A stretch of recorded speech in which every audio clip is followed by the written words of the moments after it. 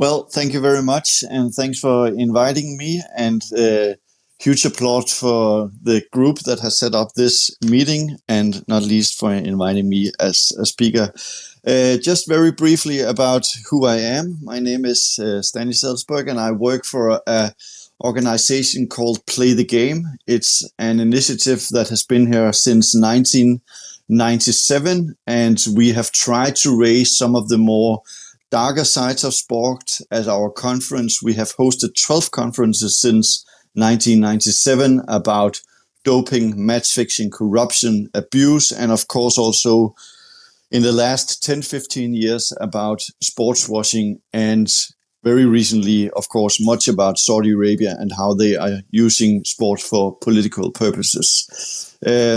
For many years, Play the Game was called the home for the homeless questions in sport because no one really wanted to talk about the darker side. So I really applaud initiatives like this. We don't see them very often. We rarely see fans engage in this kind of debate.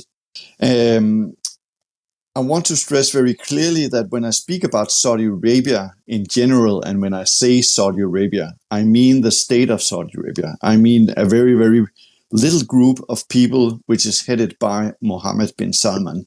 I'm not talking about the general population of Saudi Arabia. I'm not talking about women and men from Saudi Arabia. Life of Saudi Arabia with Mohammed bin Salman, who is spearheading the project and Saudi Arabia's sports strategy. But much has been said about Mohammed bin Salman through the last many, many years. And what we wanted to show with our research was to show a little bit more about the next layer of people who are in this sports strategy for them. If you want to, you can go and see the project on our website. You can also download our data for free. It's just an Excel file where you can see all the mapped sponsorships, and you can see all the mapped people behind this sports strategy. What I want to highlight today is some of the core findings from our research. And of course, we were interested to see how invested was the Public Investment Fund, the owner of Newcastle United. I know that many fans of Newcastle United, which I also very often meet in my mail box, is not very fond of me saying that it is the state of Saudi Arabia who owns the club. But I will talk with facts, and what I mean is that it is the state of Saudi Arabia who is behind Newcastle United. It is the Public Investment Fund where the chairman is Mohammed bin Salman. They are the owner of Newcastle United. And one of the other peoples I will highlight in a minute is Yasir Al Rumayyan, who is the chairman of Newcastle United. When we looked at the sponsorships, beforehand we knew that the Public Investment Fund were very engaged in the sporting world. But what surprised us was actually that out of the more than 300 sponsorships, actually the precise number is 323 sponsorships into the world of sport. The Public Investment Fund is behind 140 of them. That's either by a direct sponsorships directly from the public investment funds, as the one we see into Newcastle United, but it can also be through a sub-entity or a sister company, which they engage very much into the world of sport. And all of you people who follow Newcastle United will know plenty of them. One of them is just in the middle of your shirt. It's the Sela, which is owned by the Public Investment Fund. There's also another logo on your shirt, which is Noon. It's on the sleeve, I believe, if I remember Newcastle's kit exactly. And that is also owned by the Public Investment Fund. So they engage very, very many of these sub-entities into the world of sport. And of course, they also engage other huge companies, Aramco being the other highlight from our research, which is behind more than 20 sponsorships, 26 to be exact. what I want to tell you just very briefly about, because I only have 10 to 15 minutes, is that the people behind this sports strategy, there is, of course, many people behind it, but some of the most important is, of course, Yasir Al-Rumayyan, who is a very, very central part of their sports strategy. We saw some similar strategy when we looked at Qatar, where Nasser Al-Khelaifi, the president of another big European football club, Paris Saint-Germain, was also the front figure of their sports strategy for many, many years. It seems that Yasir Al-Rumayyan, they tried to copy that strategy and placing Yasir Al-Rumayyan as their front figure. He is not only the chairman of Newcastle United, he is also the chairman of Aramco. He is the governor of the Public Investment Fund. He is also a part of the big project NEOM. He is a board member of several big companies like the Red Sea Global, like Russian, and he is also the chairman of Gulf Saudi. He is a board member of Saudi Arabia's Olympic and Paralympic Committee.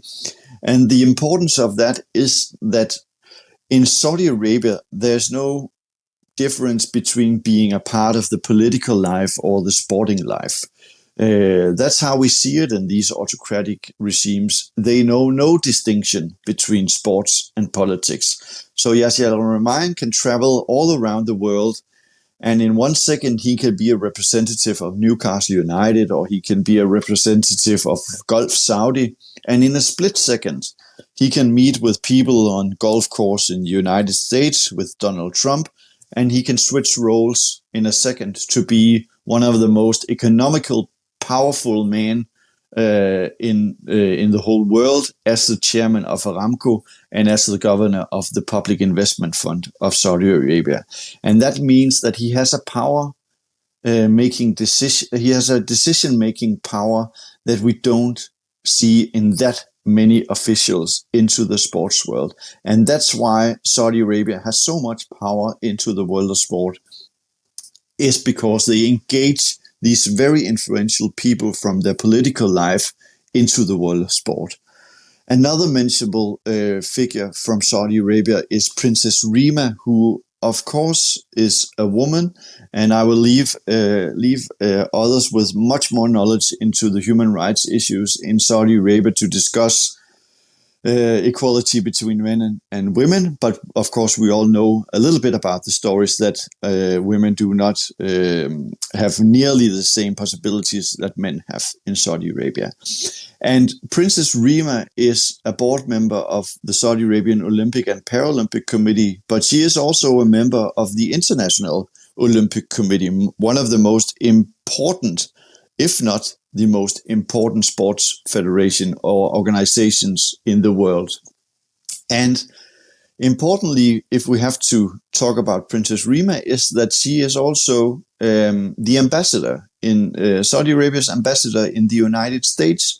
So she can also play different roles. She can be a politician, she can be a woman signaling female empowerment for the regime in Saudi Arabia, and she can also represent the sporting life in Saudi Arabia. And this is what they do. And the last one I want to mention is the chairman of Visit Saudi, or the Minister of Tourism, Al-Khatib from Saudi Arabia, who has a very, very central role in making a very picturesque image about Saudi Arabia to the world, where we don't talk about human rights issues in Saudi Arabia, where we don't talk about all the bad stuff that happens in the country, but where we talk about Saudi Arabia as a paradise for people and tourists to come to and to experience the country themselves. And Visit Saudi, I think most of the people who follow world sport will know them. They have sponsored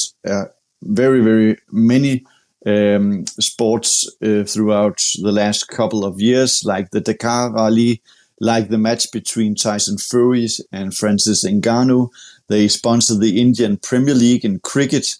They have a huge sponsorships with the Asian Football Confederation. They sponsor La Liga in Spain.